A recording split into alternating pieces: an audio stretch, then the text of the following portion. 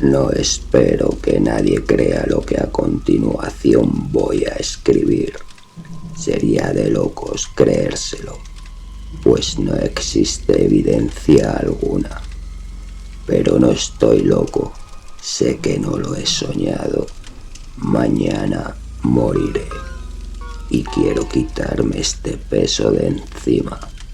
Mi intención ahora mismo es exponer una clase de acontecimientos caseros. Las consecuencias de estos sucesos me han torturado, aterrorizado y finalmente destruido. Pero no voy a explicarlos. Para mí fueron horribles, para otros serán menos espantosos. Espero que en un futuro alguien inteligente me haga poner los pies en el suelo. Una inteligencia más tranquila, lógica y menos impulsiva que la mía. Capaz de ver en lo que voy a contar con miedo una simple sucesión de causas y efectos naturales. En la infancia era dócil y de carácter bondadoso. Eso no me ayudó a hacer amigos, más bien se metían conmigo. Me encantaban los animales, a mis padres no les importaba que los tuviera. Casi todo el tiempo estaba con ellos. Me hacía muy feliz darlos de comer y poder acariciarlos. Así fue hasta mi madurez. Quienes han tenido animales saben muy bien que el amor y generosidad que entrega un animal es una intensa satisfacción, poco probable de encontrar en la falsa amistad y frágil fidelidad humana. Me casé joven, tuve suerte al tener mi mujer el mismo cariño por los animales. Llegamos a tener pájaros, peces de colores, un perro, conejos, un mono pequeño y un gato. Este era completamente negro, bastante grande y una astucia asombrosa. Mi mujer, que era un poco supersticiosa, mencionaba de vez en cuando la antigua creencia de que los gatos negros eran brujas disfrazadas. No quiero decir que lo creyera, solo lo digo porque acabo de recordarla. Pluto, que es como se llamaba el gato, era mi amigo, mi animal favorito. Solo yo le daba de comer, me seguía a todas partes, incluso por la calle. Fuimos inseparables por varios años, incluso cuando mi descontrol y mala vida cambiaron mi carácter y temperamento. A medida que iban pasando los días, las cosas fueron mucho peor. Era como si careciera de sentimientos. Llegué a usar la violencia verbal y física con mi mujer. Hasta los animales notaron el cambio en mí. Ya ni los limpiaba ni daba de comer, sino que les hice daño. Pero Pluto era diferente, le tenía respeto. Sin embargo, cuando por casualidad se cruzaban en mi camino los conejos, el mono o incluso el perro, no se libraban de ser golpeados. Mi enfermedad empeoraba. Es lo que tiene ser un alcohólico. Y al final, Pluto, que empezaba a ser viejo y por tanto más irritable, empezó a sufrir las consecuencias de mi mal humor. Una noche que venía totalmente borracho de uno de los tugurios de la ciudad, me pareció ver al gato que me evitaba. Lo cogí violentamente. El gato se asustó y me mordió la mano. En ese momento se me nubló la mente y empezó a arderme la sangre de rabia. Saqué de mi bolsillo la navaja, la abrí, agarré al gato del cuello y le saqué un ojo. Me avergüenza haber hecho tal atrocidad. A la mañana siguiente Después de que se me pasara la borrachera, un sentimiento de culpa recorría mi cuerpo. Pensé que era un sentimiento débil y equivocado, no llegando a tocar mi alma. Pronto ahogué en vino esos recuerdos. El gato lentamente fue mejorando, aunque se le veía la cuenca del ojo vacía. Pero ya no sufría, se paseaba por la casa. Pero como era de suponer, huía aterrorizado al verme. Me dolía que un animal que antes me quiso tanto, ahora no quisiera ni verme. Este sentimiento hizo que pasara la irritación, que más tarde se convertiría en perversidad. La perversidad es uno de los impulsos primordiales del corazón humano, una de las facultades primarias indivisibles, uno de los sentimientos que dirigen el carácter del hombre. Quien no ha hecho una maldad, aun sabiendo que la está haciendo. Esta perversidad hizo presencia en mi caída final. Mi alma echaba de menos hacerse padecer a sí misma, violentar su naturaleza, hacer el mal por el mal, hasta que finalmente le quité la vida al inocente animal. Una mañana, a sangre fría, cogí al gato y lo ahorqué de un árbol. Mientras mis lágrimas caían por mi rostro, se me retorcía el corazón. Lo ahorqué por haberme querido y por no dar ningún motivo para matarlo. Lo ahorqué para cometer pecado mortal, poniendo en peligro mi alma y arrastrándola más allá de la infinita misericordia del Dios más bondadoso y terrible. La noche del día en que cometí tan cruel acto me despertaron los gritos de fuego. Toda la casa estaba ardiendo. Con gran dificultad pudimos escapar del incendio. Mi mujer, un criado y yo. Todo quedó destruido. Mis bienes terrenales se perdieron. Desde ese momento solo pude conformarme. No pensar en la relación de causa y efecto entre el desastre de la casa y el crimen que cometí. Solo relato lo que pasó para no dejar ningún cabo suelto. Al día siguiente del incendio me acerqué por las ruinas. Solo quedaba una pared en pie. Era un tabique central de la casa, en el cual apoyaba el cabecero de mi cama. El yeso aguantó el fuego. Lo achaqué a su reciente aplicación. Mucha gente se quedó al otro lado de la pared, observando atenta y minuciosamente. Se oía decir extraño, curioso y otras palabras parecidas.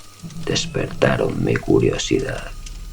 Al acercarme más pude apreciar en la pared blanca, grabado a bajo relieve, la figura de un gigantesco gato. Se podía ver perfectamente el contorno del animal. Alrededor de su cuello había una cuerda. Al descubrir esta aparición, un escalofrío de asombro y terror recorrió todo mi cuerpo. Pensando, recordé que ahorqué al gato en un jardín que había al lado de la casa. En el incendio la gente invadió el jardín.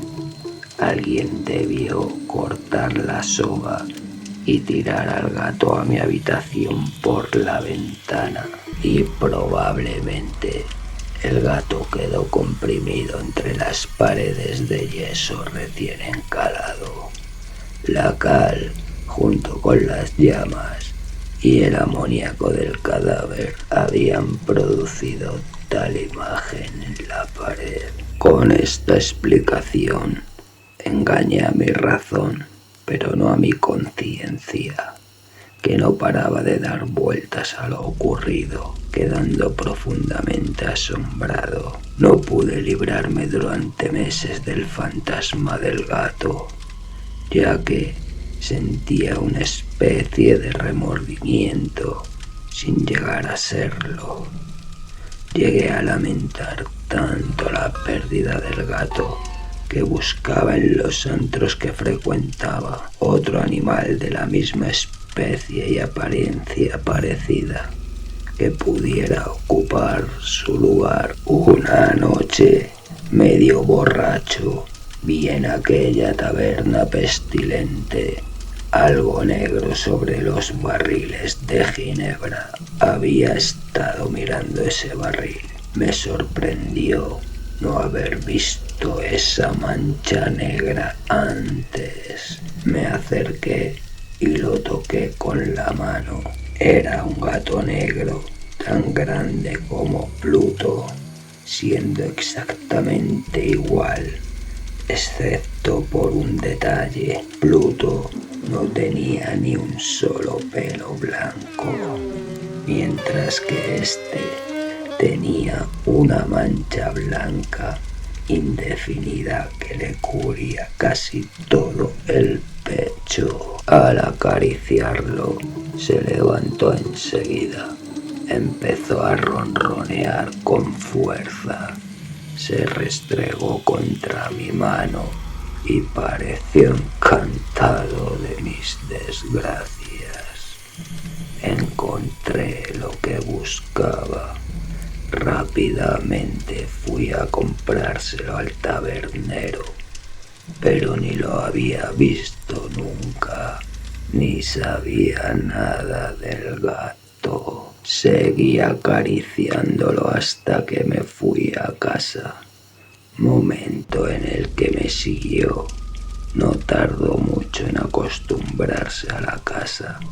Enseguida se convirtió en el animal favorito de mi mujer. Pronto empecé a coger manía a aquel animal, que a su vez me llevó a odiarlo. Pensé en que iba a ser al contrario, pero su afecto hacia mí me disgustaba e irritaba. Lentamente los sentimientos de disgusto y molestia se transformaron en la amargura del más puro odio. Intentaba no cruzarme con el animal. Aún quedaban resquicios en mi mente de la cruel matanza del anterior gato. Esto me frenaba a maltratarlo. Durante algunas semanas más ni lo pegué ni fue víctima de mi violencia, pero muy gradualmente llegué a sentir repugnancia por él e incluso huía de él como si fuera la peste, lo que posiblemente aumentó más mi odio hacia este animal. Fue descubrir a la mañana siguiente de haberlo traído a casa que, al igual que Pluto, no tenía un ojo. Sin embargo, esto hizo que le agradara más a mi mujer, quien conservaba un alto grado de sentimientos humanitarios, que una vez fueron mi rasgo distintivo y fuente de mis placeres más simples y puros. Cuanto más cariño me demostraba el gato, más lo odiaba yo. Seguía todos mis pasos. Donde quiera que me sentara venía a estar a mi lado o a sentarse encima de mis rodillas con sus repugnantes caricias. Si paseaba, se cruzaba entre mis piernas, casi haciéndome caer, o clavaba sus largas y afiladas garras en mi ropa para poder trepar hasta mi pecho. En esos momentos deseaba hacerlo desaparecer de un golpe. Sin embargo, me paralizaba el recuerdo de mi anterior crimen, pero sobre todo, y lo confieso aquí, temía terriblemente aquel animal. Aquel temor no era miedo a un mal físico. Sin embargo, no sabría explicarlo de otra manera. Aquí, avergonzado en esta celda de criminales, me siento casi confundido de admitir que el terror, el horror que me causaba aquel animal era alimentado por una de las más insensatas quimeras que fuera posible concebir. Varias veces mi mujer insistía sobre la forma de la mancha de pelo blanco, la cual ya mencioné, y que era la única diferencia entre este extraño animal y el que yo había matado. La mancha, aunque al principio era indefinida, tuve que empezar a luchar con mi mente, porque la mancha iba adquiriendo una rigurosa nitidez en sus contornos. Se podía apreciar algo que me hace temblar, y por eso odiaba, temía, y si hubiera tenido el valor suficiente, me había librado de aquel maléfico animal.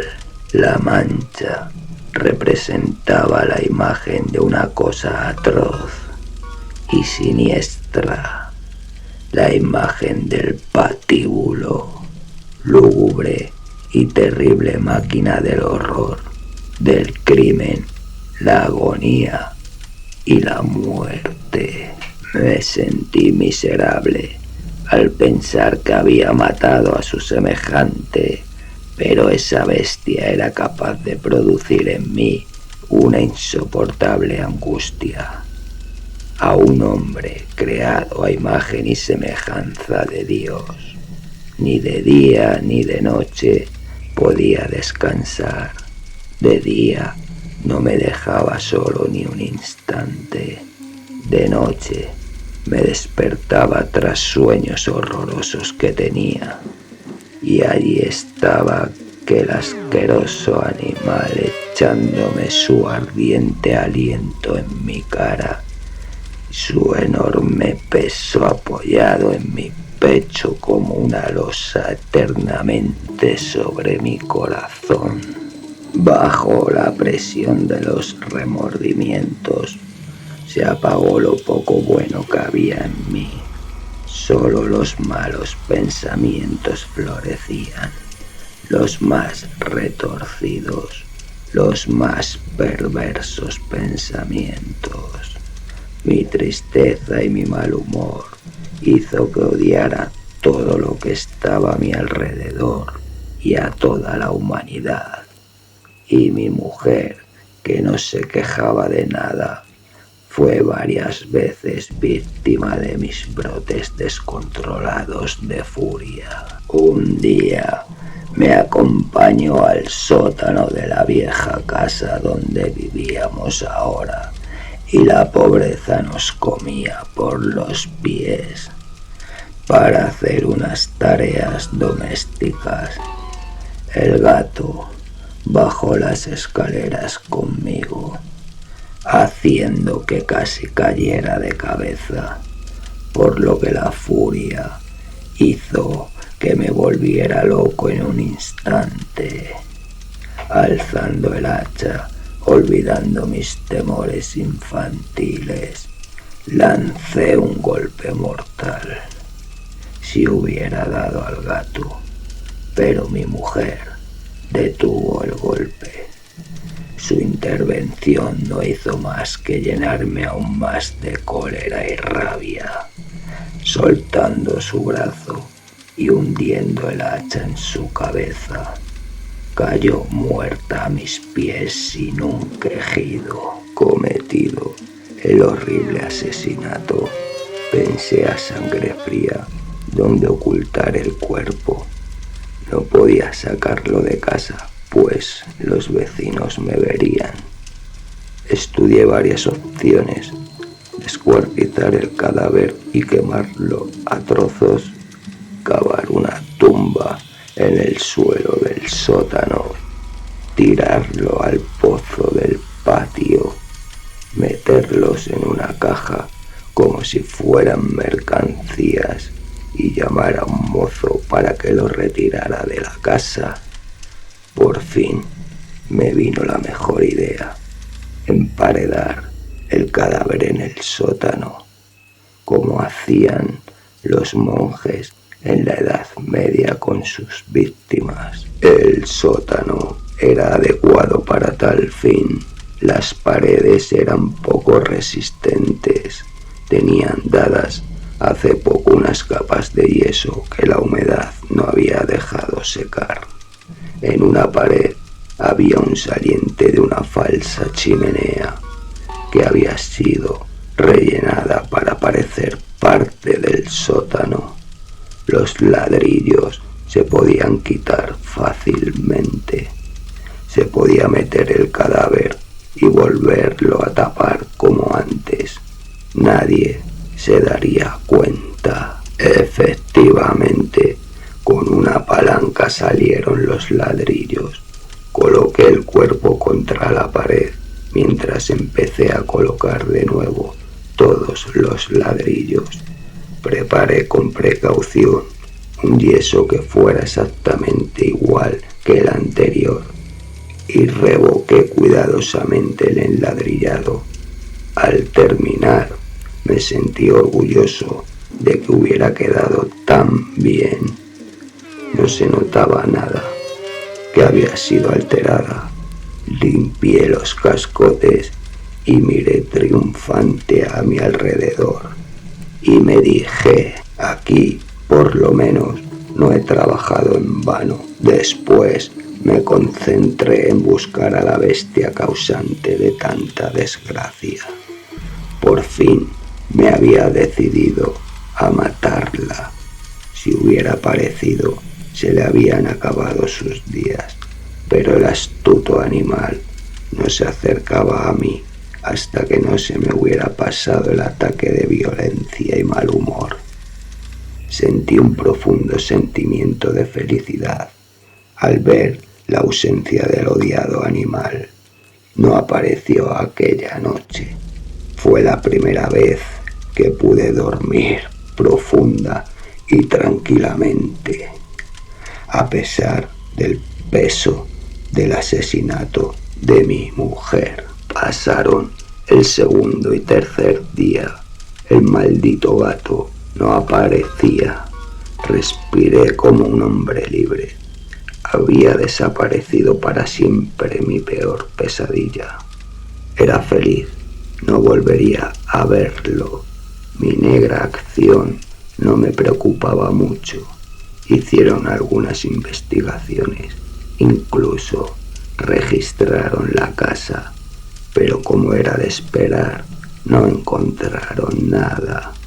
Mi futura felicidad estaba asegurada. Al cuarto día, después del asesinato, un grupo de policías entró en la casa inadecuadamente, procediendo a una rigurosa inspección.